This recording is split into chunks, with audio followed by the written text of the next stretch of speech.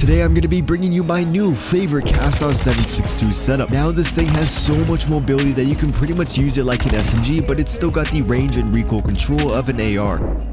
For the first attachment on my new favorite Kastov 762 setup on the barrel, you want to add the Kastov 343, which this is just going to increase the ADS speed, and this is actually going to make the weapon so much more mobile. Like, this thing feels like an SMG. Although we are losing a lot of power to the weapon, there's going to be a little bit less damage range and bullet velocity, but we're going to be using a attachment to bring that back up. So I tried out the shotgun, which gives you movement speed and ADS speed, really making this gun feel like an SMG, but I just feel like there's too much recoil on the weapon. With the Kastov, I was very consistent, and so I just really recommend you guys to run this one over the shotgun. For the tuning on the barrel on that left bar, I increased the recoil steadiness because the recoil steadiness is your horizontal recoil, which that recoil is very hard to control, so we're just gonna max that out. I do like my straight speed, but I just feel like the horizontal is more important. For the bottom bar, because we are losing damage range, and this is an AR, so you want to use it at range, and so we're gonna increase the damage range, which I found you get the most amount of damage range with the least amount of cons if you increase it by plus 0.18. Since the barrel is bringing down the overall power of the weapon, we want to bring that back up, and a great way to do so is to add the armor piercing rounds, which at first doesn't really sound like a good idea, but actually if you put those on and then you tune them for the damage range and bullet velocity, it pretty much brings up where we are losing with the barrel. Which the tuning on here, you want to max out the bullet velocity, and then for that left bar, make sure you bring it up by a plus 0.36 grams. For the tuning, I just maxed out the bullet velocity, and then for the left bar, bring it up by a plus 0.36. For the next attachment, you want to go over to the stock and add the Kastov Rama. This is going to increase the aim walking speed, giving you a lot more straight speed, plus it's going to increase the sprint speed, and so you can really use this weapon as an SMG. You're going to be flying around the map. We are going to be losing a decent amount of aiming stability, and so that's why we are going to go over to the underbarrel, and I'll show you the tuning for that in a second. But to bring up the aiming stability, you want to add the shark fin 90. This is a great way to bring up the aiming stability without having any cons, which the aiming stability is very important, because if you didn't know, this sway is actually going to sway in the middle of your gunfight. In the previous Call of Duties, it actually would stop swaying, but in this one it continues to sway, giving you unpredictable recoil, so it's very nice to have like zero sway on your weapon. For the tuning on the shark fin, we just increased the recoil stabilization, so we have less horizontal recoil by a plus 0.51. With the bottom bar, I was going to increase the straight speed, but the straight speed's already pretty good. Then we're going to tune the stock to give us a lot of straight speed, so I'm going to increase the aiming idle stability, making the weapon a lot more stable. For the tuning on the stock, we just maxed out the ADS speed. If you want more of a balance between the aim walking steadiness and the ADS speed, honestly I would keep it right about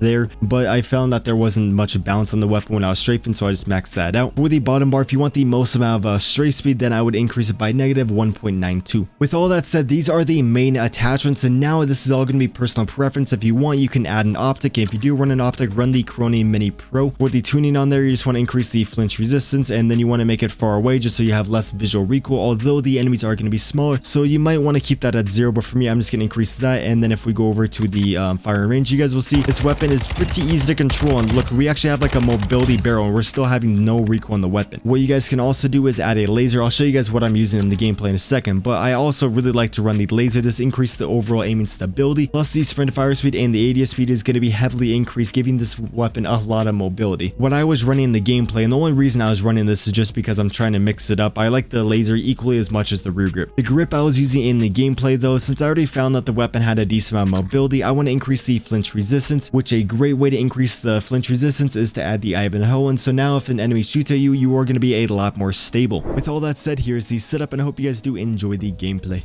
Ladies and gentlemen, we are back on Shoot House. I promise you I will try to mix up the gameplay. Sorry that there was so much Shoot House. Lately, I've been just having actually like a lot of fun on this. So pretty much, I rush up, I see the enemy, they haven't really pushed up, they throw one of those drill charges. I don't want to push up because he's waiting for that, and he's like ADS, so I just wait for him to push up.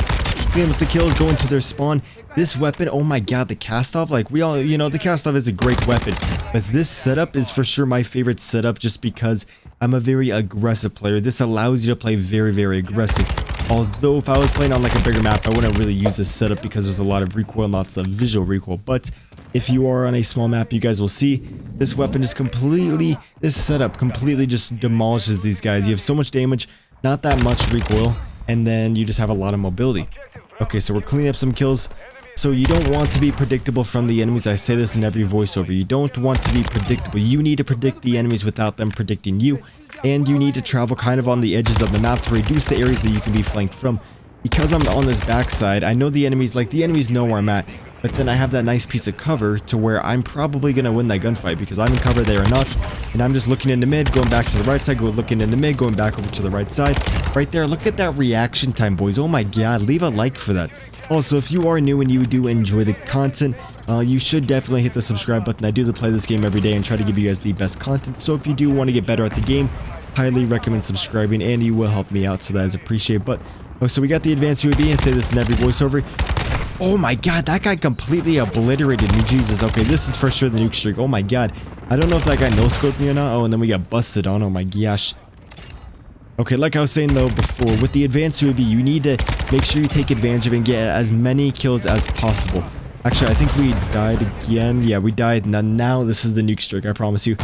Let me know if you guys do like these shorter gameplays. I think it's a little bit more fun. Like when I watch other YouTubers, I usually only want to watch them play the game for like 4 minutes. Then I would rather move on to the next video, and then I'll just skip the class setup and watch the gameplay and so on. So let me know if you guys do like these shorter ones, so then if you want, you can watch multiple videos. I don't know. I'm just trying to think of something to say. Okay, so come over here. We got the advanced UAV up. That is one benefit of dying in your previous streak, is that if you do get streaks on that previous life, then you can use those streaks in your next life, making it very easy to progress and get back on track. Look at that portable microwave, completely just cucking us. We couldn't push up, but that's okay. That to me, oh, okay, he's got destroyed by a dildo. And now we see the enemies on the other side of the map. I should have rotated earlier, but I think I was thinking in the game that the spawns would flip. Like I saw my teammates over here and I was like, okay, spawns are probably going to flip, so I don't really want to push. Yeah, now see, I'm wasting my advanced UAV. This is going to make the nuke a lot harder to get. I see the guy up here, so I'm just going to go kill him. And then I see where the enemies are still, so I'm trying to maximize this, trying to get as many kills as possible. These are going to be the easiest kills you can possibly get. Still a lot of them spawning back there. This is one reason I don't like domination. A lot of players think if you capture all the flags, that is a good thing. No, that is a really bad thing. You don't want to capture all the flags. That is how you can actually lose the game and die off streaks and just die in general more, because the spawns will be all like completely all over the place. You can't really track where the enemies are coming from. You only want your main flag, like your home flag, and then B flag. So if you're spawned on the A side, you just want A and B, or you want C and B. You don't want all three. That is horrible. Completely stupid to do that. So we push up, and then once you have the A and B flag, you can just run around and get a ton of kills. So I see them all spawning back there. I just don't want to push up too much because I know the spawns are going to flip. But my teammates will probably think it's a good thing to go capture C flag. Then they're going to go capture and the spawns will get all weird again. I love this truck right here. You can, like, this is such a nice heady. Super hard to die off that truck. So I know I'm close to the 25. The game is about to end, so I'm like, okay, I'm just going to run around and try to get as many kills as I can. Don't really care if the spawns get all weird. See, now, you know, we're capturing all the flags. No, teammates, you're stupid. You don't want to capture all those. Idiots. Okay, now you come over here. I think I need like 1 or 2 more kills.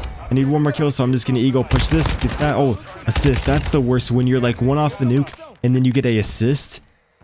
Or okay, you think that it's like you need 1 more kill and then you actually need 2 more kills. Okay, so come over here. I see a guy capturing B, so I'm going to go kill him. Get him on the last bullet. Let's go. Oh my god, and I think I'm going to let you guys watch the rest of the gameplay. So I hope you guys did enjoy, and I'll hopefully see you guys in my next video. Deuces.